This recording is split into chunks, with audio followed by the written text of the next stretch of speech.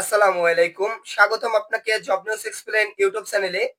আজকে এসএসসি খাতা পুনর্নিরীক্ষণের ফলাফল প্রকাশিত করা হবে।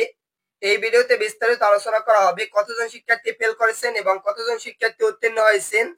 2025 সালে এসএসসি সমমানের পরীক্ষার উত্তরপত্র পুনর্নিরীক্ষণের ফল আজকে প্রকাশিত করা হবে। এ বিষয়টি জানিয়েছেন আন্তঃশিক্ষা বোর্ড পরীক্ষা নিয়ন্ত্রণ কমিটি আহ্বায়ক অধ্যাপক এস এম কামাল উদ্দিন হায়দার। শুধুমাত্র ঢাকা জেলা থেকে 52,000 শিক্ষার্থীরা খাতা পুনর্নিরীক্ষণের জন্য আবেদন করেছিলেন। বুঝতেই পারছেন, যেহেতু এবার পাশের সংখ্যা খুবই কম, যার জন্য অনেক শিক্ষার্থীরা রি এক্সামের জন্য আবেদন করছেন।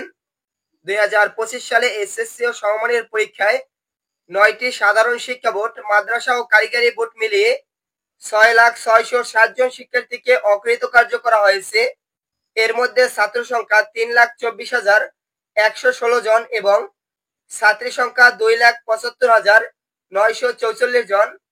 আশা করি বিষয়টি বিস্তারিত বুঝতে পারছেন।